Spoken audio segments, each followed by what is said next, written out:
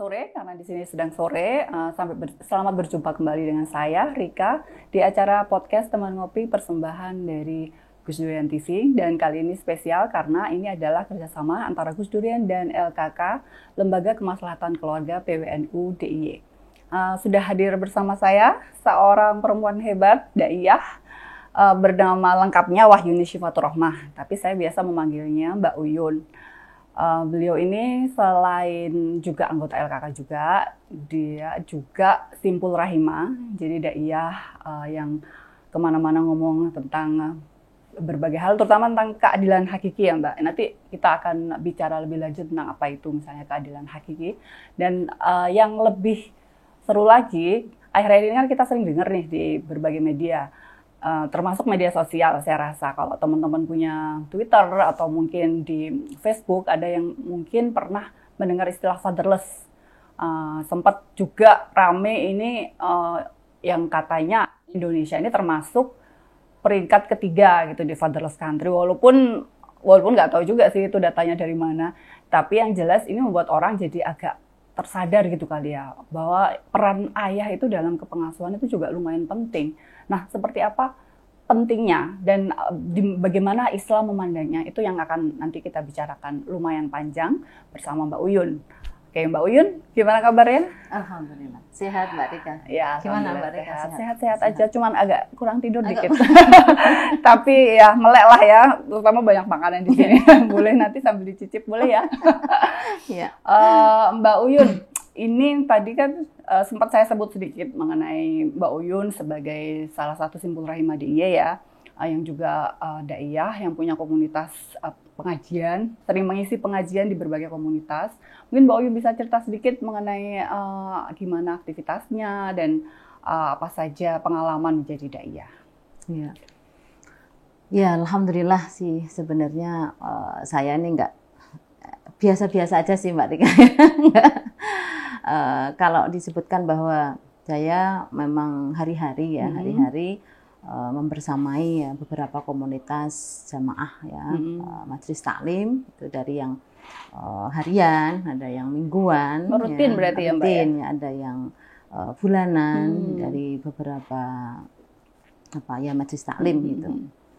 Nah, pengalamannya tentu sangat menarik ya dan menyenangkan, karena akhirnya kita menjadi tahu gitu bahwa ada banyak loh orang-orang gitu ya, ibu-ibu atau jamaah itu yang mungkin selama ini itu merasa bahwa di dalam kehidupannya, terutama dalam relasi di rumah tangganya itu belum sepenuhnya setara gitu ya.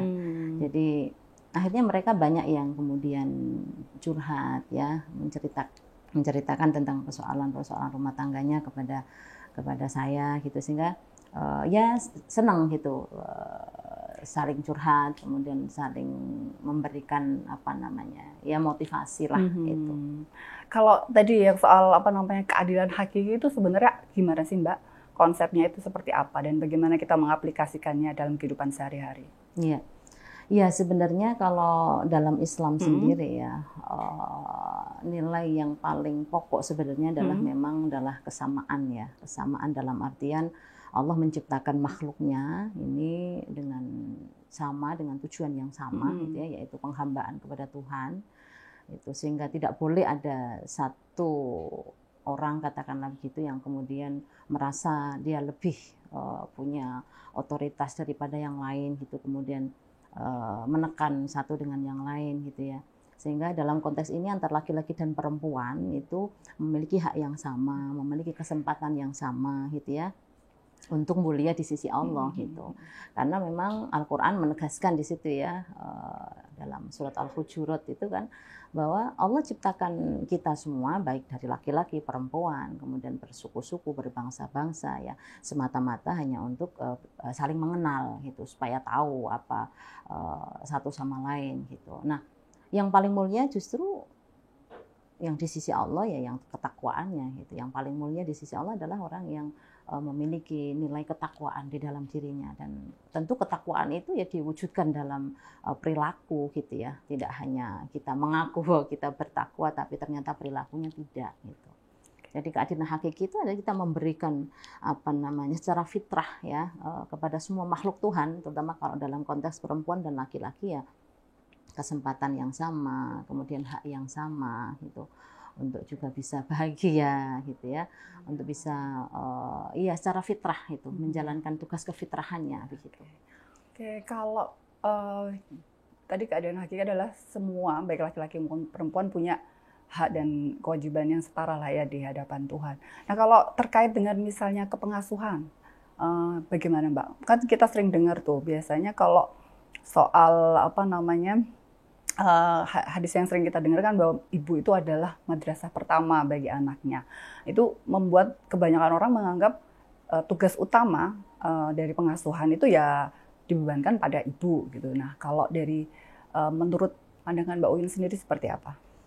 Iya, di sini justru pangkal masalahnya sebenarnya. Kalau saya bilang itu pangkal masalahnya gitu. Karena konteks hadis itu sebenarnya memang secara tekstual itu kan terkesan bahwa yang bertugas mendidik itu adalah perempuan gitu. Tapi hadis itu sebenarnya dihadirkan untuk menunjukkan bahwa Islam itu memuliakan perempuan gitu.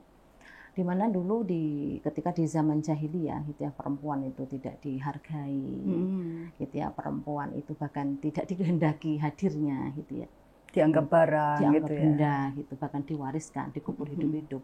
Artinya memang tidak dikehendaki kehadirannya gitu. Sehingga kondisi seperti itu dibalikkan oleh Nabi gitu, dibalikkan secara luar biasa gitu, dimana setelah perempuan tidak dikehendaki hadirnya, lalu kemudian Nabi menghadirkannya dalam bentuk bahwa al-ummahatu madrasatul ula, perempuan itu adalah ibarat ya pendidik gitu, madrasah yang pertama. Jadi kita lihat statusnya gitu. Statusnya yang sebelumnya tidak ada sama sekali, lalu kemudian ini seperti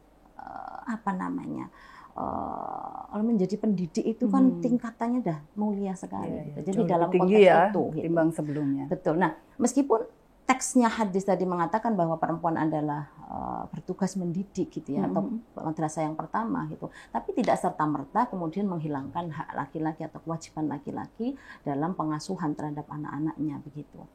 Jadi itu hadirnya hadis tadi semata-mata untuk memuliakan perempuan.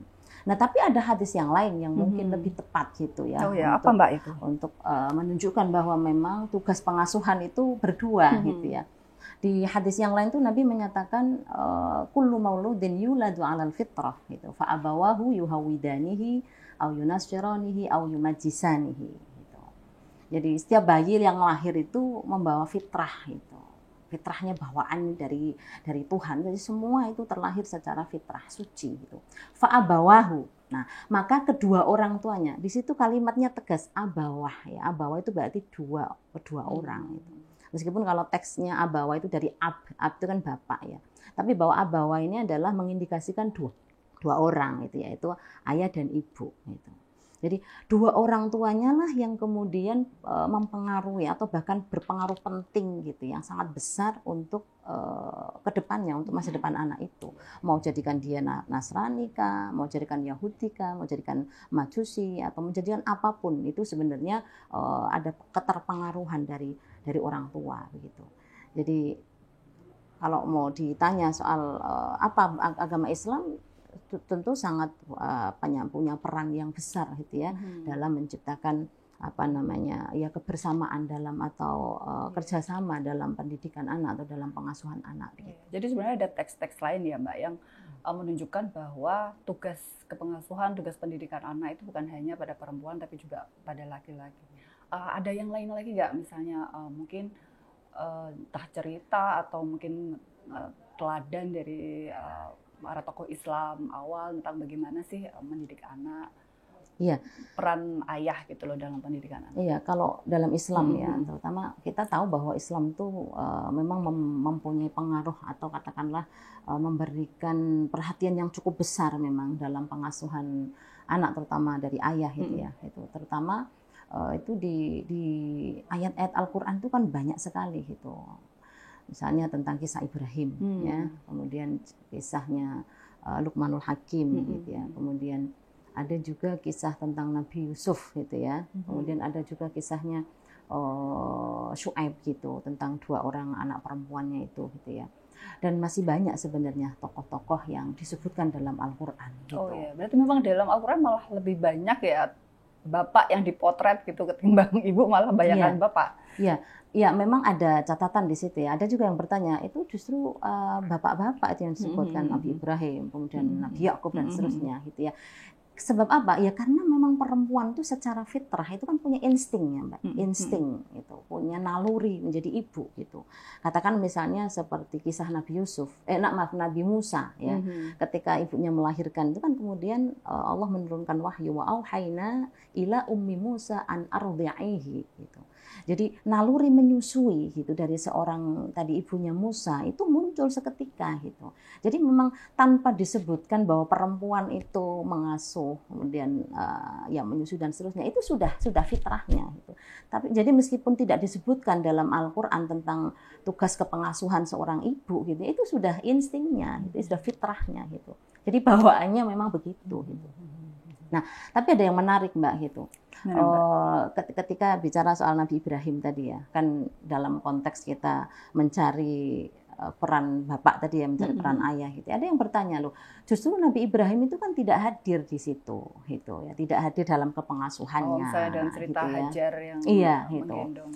Iya, tetapi ketidakhadiran ketidakhadiran Ibrahim di situ memang secara fisik tidak hadir gitu, tetapi secara batinnya gitu ya, secara spiritual itu ada chemistry-nya yang luar biasa dalam pengasuhan anak dengan Siti Hajar gitu, dan itu terbukti dalam banyak ayat-ayatnya gitu. Bahkan ketika Nabi Ibrahim sebelum punya anak pun gitu ya, itu kan sudah sering itu berdoa gitu ya.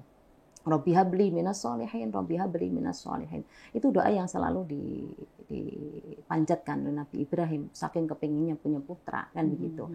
Lalu kemudian ketika Nabi Ibrahim diberikan privilege gitu ya, kan menjadi seorang nabi begitu, Nabi Ibrahim justru memikirkan bagaimana dengan keturunanku gitu.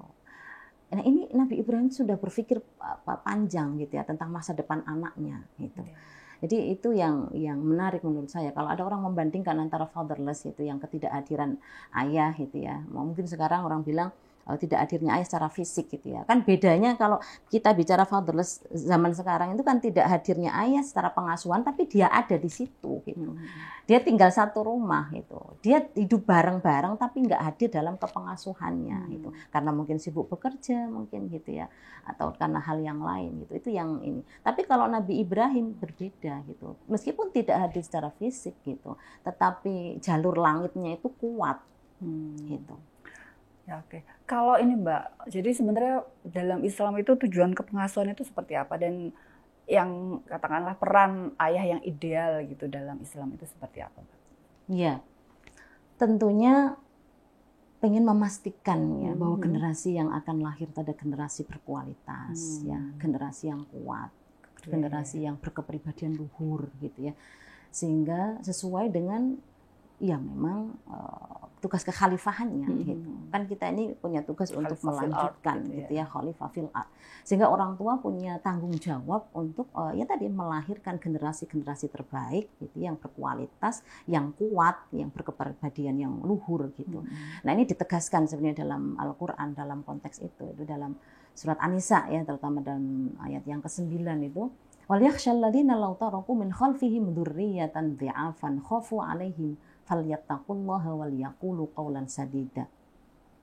Ya, semestinya orang-orang itu merasa khawatir gitu kalau nanti meninggalkan keturunan di belakangnya itu keturunan yang lemah gitu, lemah mentalnya, lemah finansialnya, lemah imun. Berarti nggak boleh stunting ya Mbak ya? Nggak boleh stunting gitu. Jadi harus kuat semuanya, kuat moralnya, kuat imannya, ilmunya, fisiknya sehat dan seterusnya. Itu yang harus dipastikan gitu. Jadi tujuan kepengasuhan itu makanya harus hadir orang tua antara laki-laki dan perempuan, karena masing-masing kan memiliki sensitivitas yang berbeda. Kalau laki-laki itu dengan maskulinnya gitu. Jadi seorang anak bisa belajar ketegasan dari ayahnya, bisa belajar tentang kelembutan dari ibunya, kesabaran, kasih sayang dari ibunya, misalnya begitu. Cara menyelesaikan masalah misalnya dari ayahnya. Nah, dua-duanya ini punya pengaruh gitu yang sangat Jadi besar. kalau mungkin satu nggak ada, jadi kayak timpang gitu jadi ya, Mbak. timpang gitu. Jadi bisa cenderung anak itu akan mengurung diri, mengisolasi diri, gitu ya. Dia akan kurang sosial. Gitu. Oke, menarik ini. Kalau ada nggak contoh-contoh ini, Mbak? Misalnya kadang-kadang kita kalau dengar ininya ya, konsepnya secara abstrak itu kan mungkin kurang bisa diterapkan lah ya. Nah, kalau ada contoh yang spesifik itu yang memang beneran kita bisa lihat kesehariannya seperti apa, itu bagaimana? Contoh pembagian peran yang seimbang lah ya, yang setara antara ibu dan ayah dalam kepengasuhan. Iya. Sebenarnya kalau kita contohkan ya, banyak sih sebenarnya yang bisa dicontohkan ya dalam kehidupan sehari-hari soal pembagian peran itu. Misalnya bahwa kerja-kerja rumah tangga itu kan bisa dikerjakan bareng-bareng gitu ya. Hanya sayangnya memang di masyarakat kita itu masih belum sepenuhnya setara gitu. Saya sering menemukan bahwa perempuan-perempuan di sekeliling kita itu justru dia melakukan banyak pekerjaan baik yang pekerjaan rumah tangga maupun yang publik gitu ya. Jadi double burden. Bahkan lebih ekstrim dari itu gitu, multitasking gitu. Bayangkan misalnya ya, pagi itu bangun gitu ya, udah nyiapin sarapan, udah bangunin anak gitu ya. Lalu dengan dinamikanya gitu ya dan seterusnya. Nanti berangkat kerja itu ya, nyangking anaknya berangkat sekolah kan gitu ya. Nanti pulang itu masih jemput anaknya, apalagi ada kumpul wali nanti masih kumpul juga gitu. Jadi bisa mengerjakan semua tugas-tugas itu dalam satu waktu kadang-kadang gitu.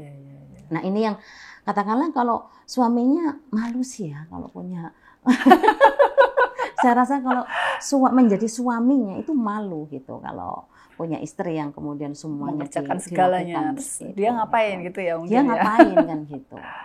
Itu sih yang masih banyak seperti itu. Tapi kayaknya masih banyak yang nggak malu tuh, Mbak ya kayaknya.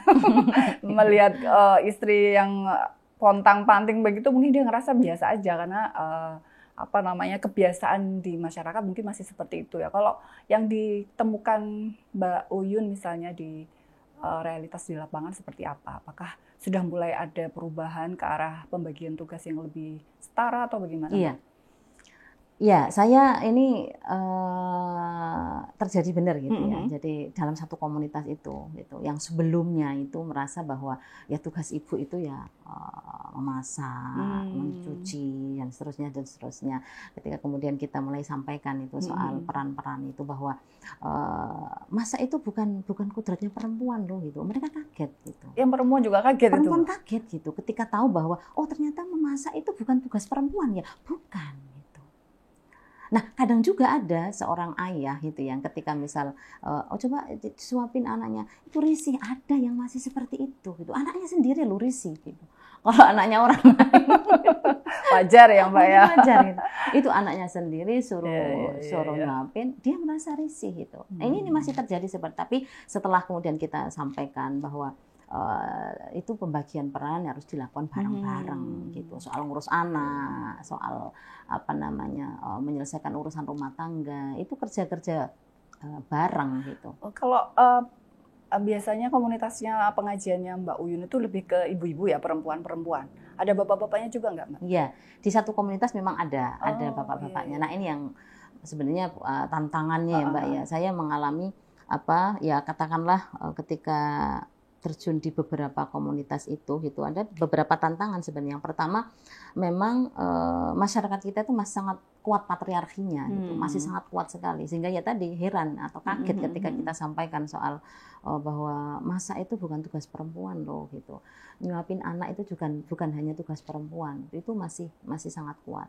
Nah, sehingga kemudian berpengaruh pada pembagian relasi, pembagian peran yang juga tidak imbang, kemudian relasi kuasa juga yang masih sangat timpang gitu, sehingga kadang-kadang suami memiliki dominasi yang cukup kuat gitu. Nah, ini berpengaruh memang pada pola kehidupan dalam rumah tangga itu gitu. Nah, yang kedua sebenarnya juga kesadaran bahwa rumah tangga atau keluarga itu kan harus menjadi ruang aman ya bagi semua anggota keluarganya. Itu masih belum sepenuhnya tercapai gitu. Kadang-kadang suami masih sering menuntut gitu ya, masih sering mengkritik gitu. Harusnya kan ini bisa saling memahami gitu. Tapi ada yang masih seperti itu. Gitu. Ini tantangannya gitu. Nah, tantangan yang berat sebenarnya itu justru majelis-majelis taklim itu kan rata-rata perempuan itu tadi gitu. Kalaupun ada majelis taklim laki-laki itu perspektifnya juga masih sangat laki-laki gitu. Ustadznya juga masih sangat perspektifnya laki-laki gitu. Sehingga kita memang betul-betul harus ekstra gitu ya dalam menyampaikan tadi ya Islam yang rahmatan lil alamin, kemudian yang berkeadilan, yang kesetaraan dan seterusnya. Saya kira itu masih sangat penting. Gitu. Tadi Mbak Uyun menyebutkan ada juga gitu ya peserta pengajian yang dari bapak-bapak. Itu gimana ketika mereka menerima materi misalnya keterangan seperti yang tadi disampaikan, itu apakah ada tantangan? Apakah ada misalnya nggak mungkin atau gimana Mbak? Ada semacam itu nggak? Iya, sejauh ini nggak Mbak. Sejauh ini nggak. Justru mereka malah merasa begitu ya. Gitu. Dan saya ada banyak ibu-ibu tuh yang kemudian bilang, Masya Allah, Alhamdulillah gitu. Ketika tahu bahwa ternyata mencuci itu bukan tugas perempuan, itu sekarang mau dibagi gitu, betul Mbak gitu. Jadi istrinya yang ini gitu, nanti suaminya yang jemur gitu, itu udah nggak tabu gitu, itu udah biasa dilakukan. Yang mencuci ini, nanti yang nyetrika ini, itu sudah terjadi begitu. Jadi alhamdulillah itu ini benar-benar ada di komunitas yang kemudian istilahnya punya kesadaran gitu bahwa membangun keluarga itu harus didasari pada pembagian peran yang juga harus seimbang gitu. Harus bisa saling menguatkan, kerjasama dalam hal tidak hanya membagi pekerjaan, tapi juga dalam pengasuhan anak dan seterusnya. Gitu. Oke. Kalau kita bicara tentang kepengasuhan ya Mbak, dan tadi kan kita bicara soal pembagian tugas antara laki-laki dan perempuan yang dua-duanya punya peran. Nah, kalau misalnya ini relasi antara suami istri, bapak ibu di dalam keluarga itu berpengaruh nggak ke kemudian anak? Kalau misalnya katakanlah bapak poligami atau seperti apa gitu, apakah itu juga menjadi tantangan dalam pola kepengasuhan atau seperti apa? Iya. Kalau soal terpengaruh pasti Mbak ya, pasti sangat terpengaruh ya gitu. Ketika ada ayah yang kemudian poligami gitu ya. Bayangkan saja gitu, dalam kondisi yang normal gitu ya, dalam kondisi ayah ibunya yang tidak katakanlah masih utuh gitu ya, itu saja kalau ayahnya sibuk bekerja lalu kurang waktunya untuk itu akan sangat berpengaruh pada perilakunya atau pada hubungan dengan ayah itu, apalagi yang kemudian ayahnya menikah kembali gitu, akan ada kecenderungan dia jauh gitu ya, akan menjauh, ada gap dengan bapaknya gitu. Lalu dia merasa bahwa bapaknya mengabaikan dia, gitu.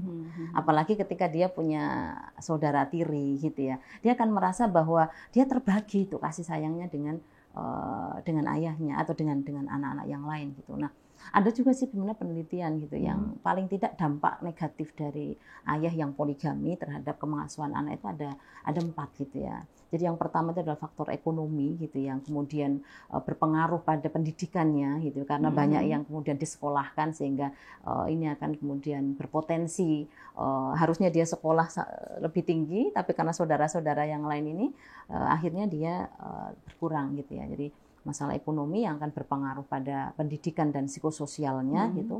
Kemudian yang kedua dampaknya itu adalah tadi ada merasa diabaikan oleh orang tuanya gitu, oleh ayahnya terutama. Kemudian yang ketiga itu adalah dia akan mengisolisir diri atau mengisolasi diri, menutup diri dari sosial gitu. Dan yang ketiga ini rentan terjadi relasi yang tidak balance ya gitu, yang tidak baik gitu antara orang tuanya gitu. Nah, tadi kita sudah ngobrol tentang bagaimana sih apa yang terjadi di masyarakat umum ya mengenai pemahaman agama mengenai peran peran ayah dan ibu di dalam kepengasuhan. Nah, kalau di kalangan ini, Mbak, para pemuka agama, maksudnya dai dan daiyah yang lain, seberapa umumkah misalnya pandangan mengenai peran yang setara ini, atau ini masih sedikit, jangan-jangan Mbak Uyun ini masih satu di antara sedikit daiyah yang sudah memiliki kesadaran soal kesetaraan segala macam. Kalau yang kondisi umumnya seperti apa, Mbak, teman-teman dai dan daiyah lain? Iya, memang yang paling penting itu kan membangun perspektif itu, gitu. Karena masih belum banyak, Mbak. Gitu. Kita mungkin kalau dalam konteks kemampuan agama mungkin jauh ya yang lebih luas pengetahuannya, mungkin lebih dalam keilmuannya gitu. Tapi kadang-kadang perspektifnya yang belum setara gitu ya, masih tadi gitu, masih sangat patriarki gitu, sehingga sampainya ke masyarakat juga tetap seperti itu gitu, sehingga semakin melanggengkan budaya-budaya patriarki tadi gitu. Ya sampai kapanpun akan tetap seperti itu kalau kemudian kita sendiri yang tidak proaktif itu ya, memberikan katakanlah pengetahuan, pengalaman bahwa Nabi itu dulu mencontohkan seperti ini loh gitu. Dulu Nabi itu justru menjadi bertanggung jawab betul gitu untuk kehidupan keluarganya, bahkan tidak jarang memasak sendiri gitu, mencuci baju sendiri, nanti waktunya sholat juga keluar, menjahit sendiri begitu. Kalau kita mau ngaku ngikutin Nabi ya mestinya semua perilaku Nabi yang baik harus kita contoh kan gitu, meneladaninya gitu. Terus bagaimana itu, Mbak, untuk mengatasi tantangan itu? Ada kayak forum daiyah gitu untuk membicarakan hal-hal semacam itu nggak, Mbak? Belum banyak sih ya, Mbak, kalau yang seperti itu. Tapi mungkin dari pemerintah mungkin ada ya, nggak dari Kemenak atau ada moderasi beragama atau apa tentang itu mungkin. Tapi masih sangat minim sih gitu. Ya ada kalau misalnya di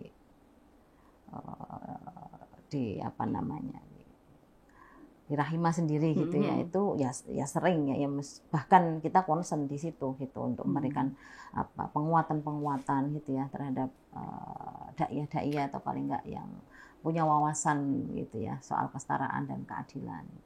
Kalau yang dari Rahimah sendiri itu ada berapa banyak, Mbak? Apakah sudah mencakup seluruh Indonesia atau baru di beberapa daerah saja?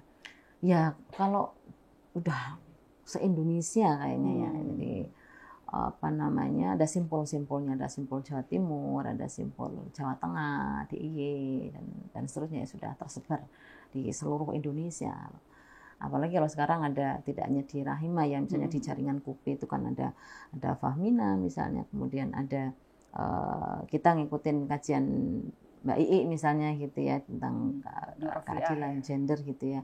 Itu jadi sudah mulai banyak yang katakanlah memiliki wawasan tentang kesetaraan gitu. Tapi yang memang kalau di Jogja sendiri kita melihat masih sangat kurang ya untuk hadirnya dai-daiyah yang memiliki perspektif kesetaraan, lebih kepada pembagian tadi itu gitu, kesadaran bahwa kita ini makhluknya Allah yang harus sama-sama memberikan memuliakan atau menghargai dan seterusnya.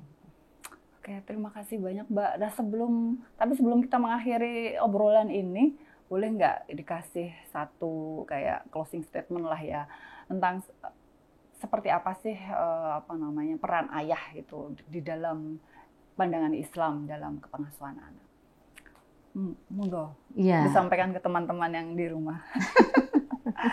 Ya sebenarnya Islam sangat komit ya terkait dengan pentingnya pengasuhan antara ayah dan ibunya, hadirnya keduanya gitu ya dalam memastikan tadi itu kehidupan anaknya ke depan itu. Jadi digambarkan tentang bagaimana hadirnya seorang Nabi Ibrahim gitu ya, meskipun tidak secara fisik gitu, tetapi melalui pendekatan-pendekatan spiritual, melalui doa gitu ya, itu betul-betul bisa mencetak seorang Nabi Ismail gitu kan. Anak-anak yang usianya masih 13 tahun gitu ya, kemudian ketika dia ditanya oleh bapaknya, ini aku mimpi gitu, dalam mimpiku aku disuruh untuk menyembelih kamu, bagaimana pendapat kamu, fangdur madza taro kan kayak gitu ya. Lalu Nabi Ismail bilang, ya abatif al, wahai bapakku lakukanlah gitu. satajiduni insyaallah minas sabirin, kamu akan menemukan aku sebagai orang yang bersabar gitu. Jadi sebenarnya tugas orang tua itu memberi keteladanan sih ya kepada anak-anaknya. Nah, saya ingat salah satu hadis Nabi itu yang mungkin ini bisa untuk dijadikan bahan renungan gitu. Pernah Nabi menyampaikan, akrimu auladakum wa ahsinu adabahum. Muliakanlah anak-anakmu dan perbaikilah akhlaknya. Jadi dalam konteks memuliakan itu kan banyak sekali nilai-nilai yang bisa diambil di sana. Gitu.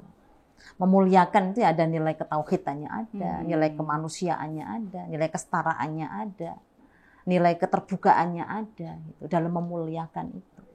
Gitu. Jadi ini yang luar biasa yang memang harus dimiliki oleh orang tua. Gitu. Jadi memberikan teladan yang baik. Biarkan nanti ketika orang tua sudah memberikan teladan soal memuliakan, memperbaiki akhlaknya, nanti dengan sendirinya fitrahnya akan tereksplor dengan baik. Dia akan kemudian mampu menjalani kehidupan itu dengan kuat, gitu, dengan tangguh, gitu, mampu menyelesaikan persoalan-persoalan dengan baik, gitu ya, tidak mudah terjebak pada labil dan seterusnya, gitu. Dan saya kira itu tadi gitu, ketika hadir kedua orang tuanya dalam pengasuhan, ini akan sangat berpengaruh besar gitu bagi tumbuh kembang anak itu secara sehat gitu ya, sehat lahir, sehat batin. Gitu. Saya kira itu sih. Gitu. Ya, itu keren banget Mbak. Jadi ketika kita melihat ke dalam literatur keagamaan ya, sebenarnya kita lihat banyak banget malah contoh tentang ayah-ayah yang sangat berperan dalam kepengasuhan anaknya gitu, dengan berbagai caranya masing-masing ya. Ada tadi sudah disebutkan tentang Nabi Ibrahim yang memberi teladan, juga mendoakan sehingga bisa menghasilkan seperti Nabi Ismail yang sabar dan kuat dalam imannya. Dan juga tadi banyak sekali contoh-contoh juga sebenarnya kalau mau lihat Luqman segala macam itu ya Mbak ya. Betul. Yang bisa dieksplorasi tentang betapa Islam memberikan porsi yang sama besarnya gitu mengenai kepengasuhan anak gitu. Jadi bukan hanya ibu tapi juga bapak gitu. Jadi jangan ragu bagi bapak-bapak yang ingin terlibat dalam kepengasuhan anak, ini bukan sesuatu yang memalukan karena ini sebenarnya dicontohkan oleh nabi-nabi dari zaman dahulu kala. Begitu saja, terima kasih banyak Mbak Uyun atas insight-insightnya, atas cerita-ceritanya, dan atas berbagai cerita udah ya tadi, atas berbagai hal yang membuat kita jadi mengingat lagi, oh iya ternyata sebenarnya di Al-Quran begini.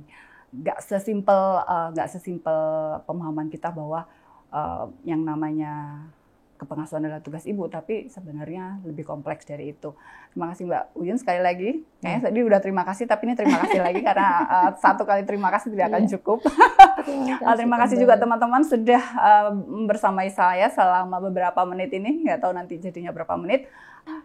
Sampai jumpa lagi di podcast Teman Ngopi yang berikutnya. Salam. Udah gitu aja ya.